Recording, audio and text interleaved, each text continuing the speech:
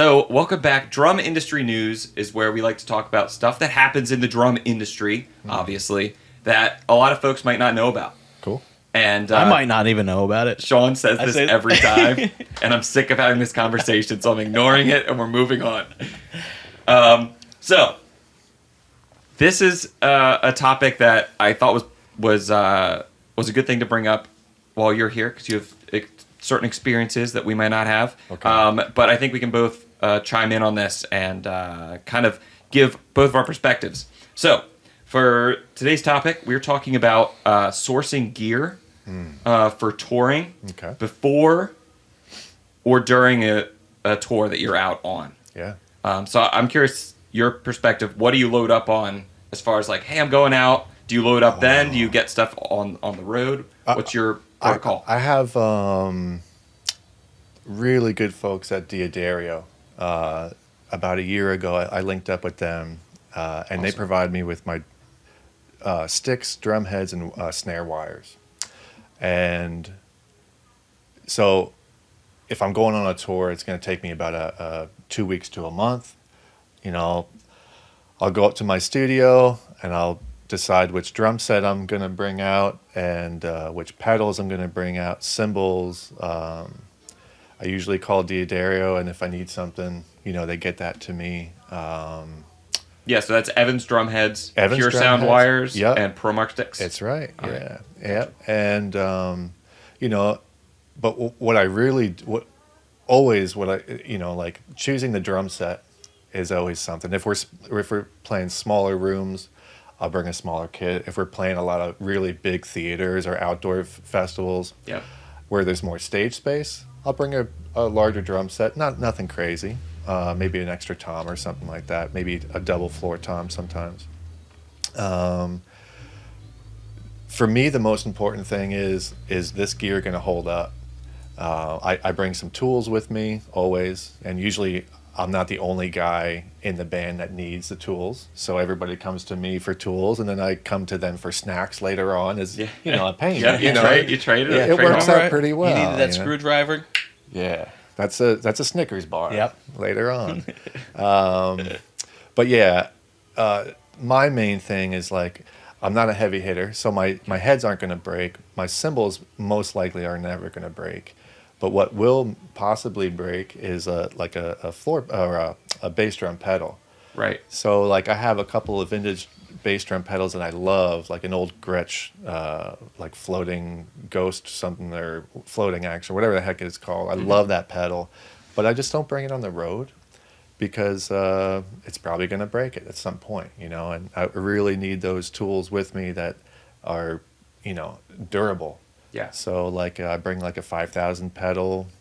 My cymbal stands. I usually, in a pinch, I'll have like a little toolbox full of like hose clamps or like gaff tape. Something just if something breaks, I can That's good quickly. advice. Yeah. This is great advice. And also, one thing that just Yeah. triggered my mind is when you're playing I know you want to play your like that Gretsch pedal you love. Yeah. On the road, if you need a part for that pedal, you Oh, ain't you gonna can't. find it. 5,000, like everyone's gonna have it. Yeah. You can order it. You can Yeah. do whatever you can to get it. Yeah. It's gonna be a lot easier to fix that pedal on the road. So yeah, Yeah. totally.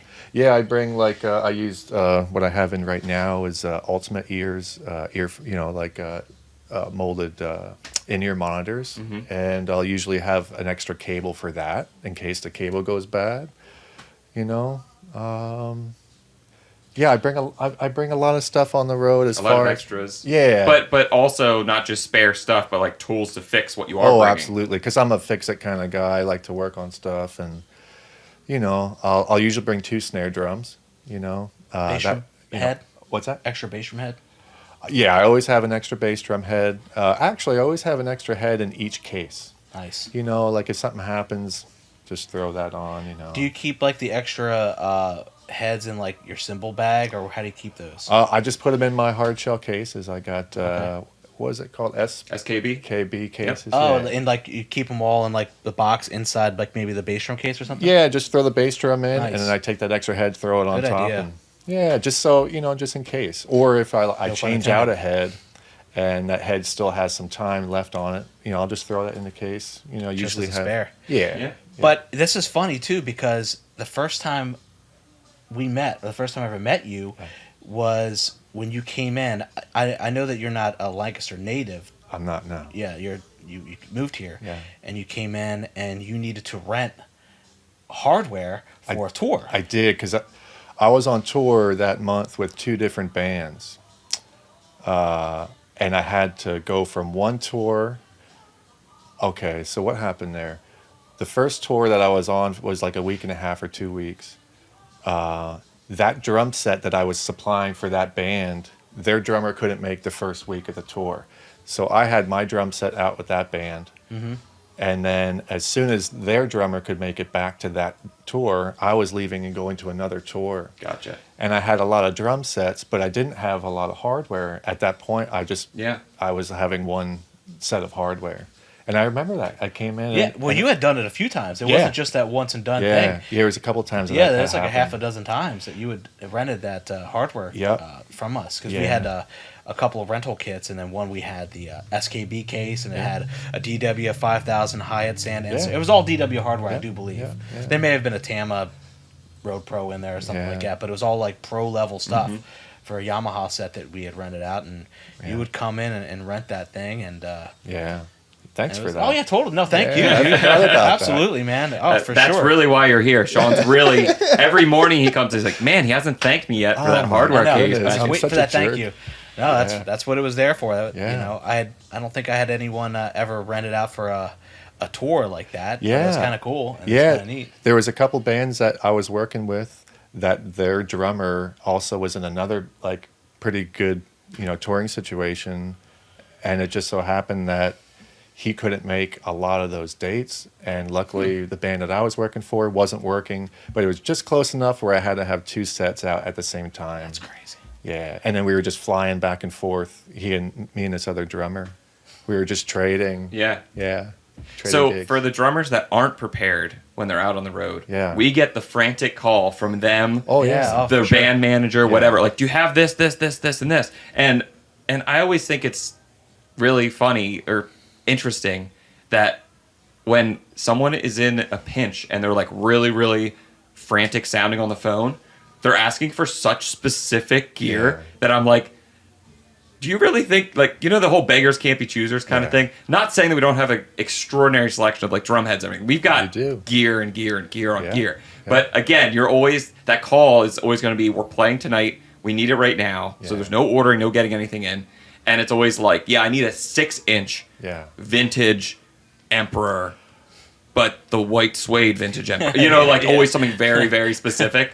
Yeah. And that always surprises me. So if you're in that situation or you find yourself in that situation in the future, I would definitely say be realistic about your options. Yeah. You know what I mean? And if you're lucky enough to be in a city that has a drum shop, you'll have a lot more than just a music store or whatever. Yeah. But definitely, if you're prepared, or even stuff happens and you're like, I don't have a solution for this, I forgot this at home. Yeah. It happens, but just be like open to suggestions and being flexible, really. Yep. Yeah, one nice thing about touring is you're playing all the major markets, the major cities. Usually, there's probably a great drum shop in most cities. Yeah. Like that you stop in and yeah, like this one here. That's it. Yeah, man. That's I would it. consider Lancaster a major metropolitan area, but there is a great drum shop. There's a for great sure. drums. Yeah, there's a Yeah. great drive. Yeah. L.A., Well- New York, Lancaster. It's like right there in the list. The top Yeah, sure. 5. Top 5. I'll tell Easy. you what, when my wife and I moved down here, I think it was like 2017 or maybe early 18, and I had never, I was told I played here once at a Roots Blues Festival. Uh-huh. I don't remember playing here, but we did, I guess. And my wife's like, I want to move to Lancaster, and I'm like, hey, whatever, I can Nice. work from anywhere. So Yeah. like if that's where you want to go. And I had a big moving truck. I was driving down the road, and we drove past the old shop. And I said to the guys that were in the truck with me, I'm like, man, I don't know anything about this town, but right there is a good omen that I need to be here. And That's it. we moved right down the street, and yeah, I was in a lot at that old location. Yeah, Yeah, absolutely. I know you were, and Yeah. you picked up a lot of cool vintage symbols, as Oh, you said, yeah. and rented that hardware. And It's for always a great pleasure prices. when you would come in, Yeah. so it's always been a blast. Oh man, I love having you guys here. Yeah, love we're not having going you. anywhere. Cool. Good. Sean, I want Adam. you to touch quickly on the like backline companies and that call or them showing up. That's very different than Yeah. a manager or a drummer being panicked on the phone. Sure, because they have a rider, of course, as you know. The band gives these backline companies a rider, and we've dealt with a lot over the years. Around town, a lot. And they would call and say, and they usually won't take any alternatives. If they want that 6-inch vintage Emperor suede head, they won't take a clear. The guy on the road usually would, because he's in a pinch and he broke that head and he needs to do it. Usually you'll find, Right. oh yeah, fine, whatever you want. He's just happy he found an 8-inch head in town or whatever it is. But for those guys, they'll come in and say, hey, do you have these heads in stock? And they'll take whatever it is that we have. Do you have these symbols in stock? They'll take whatever it is that we have, and they're usually getting replacement parts for their stands, replacement felts, sleeves, and all that type of stuff. So, that's what a lot of those phone calls entail. Is just they won't take the substitutes because Right. it's And there's on a the little less rider. pressure that comes along with Little that because bit, it's just yeah, like, hey, I'm little doing less. my job. Yep. I'm supposed to look at this piece of paper and call you, and then if you have it, I check it off the list. Yep, You know, pretty that much. kind of thing. And then if we don't have it, they'll go to Plan B. Whatever that is, order it in from Yeah. somewhere else, or order in from us. But usually it's like, okay, I need whatever you have on this list today, and they'll take it, grab it, and go. There were times when we also provided backline too. We had concert equipment. We had a couple of sets of vibes. We had timpani. We had concert bass drum. I remember you wrapped a bass drum for us. Yeah. Yep. That was pretty cool. I think it's hanging up over at the old store. I think so. Yeah, that's pretty cool. And Rick and I went on a lot of adventures to different performances, and Delivering this stuff? delivered stuff. Longs Park, we rented drum sets out for that a lot of times. So we were the backline company too. Yeah, which is kinda we did interesting. that to a certain extent. Yeah, But we only had. It's funny too because we would get the rider, and we kind of did the opposite.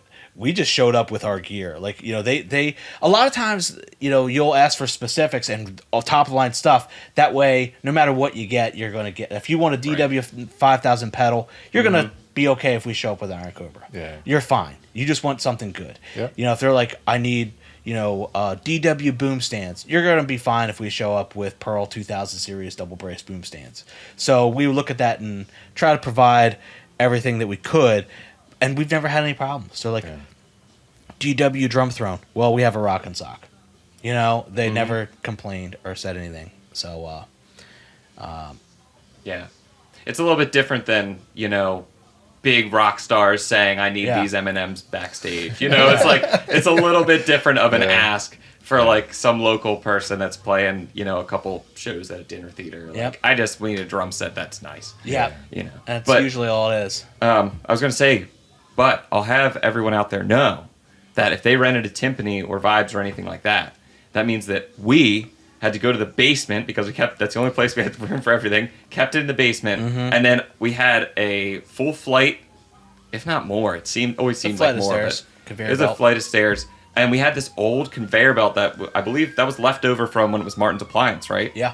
This old conveyor belt on these stairs, but if anything weighed more than like, I don't know, just because of the angle, probably 20 pounds, it would slide back. Yeah. So this is the process. It's like This Scooby-Doo. This is what Your happened. feet moving, Exactly. And you're like walking Yeah. up the conveyor So- belt and you're not going anywhere, and So you have we- this whole timpani. Two of us are downstairs moving like timpani, and we like lift one end up. The other person runs up the other staircase, the whole way to the top, turns the belt on. This is very dangerous. Turns the belt on, and so it starts rolling, but it's too heavy to hold back. And then you run up, and you stop on the belt, and you're like this, holding the timpani from falling back on you. The other person's at the top with the lever, like turning it on and off. And then you balance there, and then halfway through you have to duck because that's where the bricks of the floor come in. Yeah. So you're like this, on It was- you're it was sideways, dangerous. and then when you get to the top at the right time, the person had to stop the belt, and then it would lurch, and then you just don't fall down the crack in the hole. And We can joke was- about it now, but I don't think that was